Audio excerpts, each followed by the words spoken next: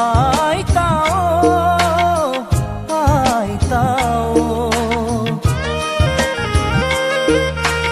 তোমাৰ মৰম খনা হাঁহি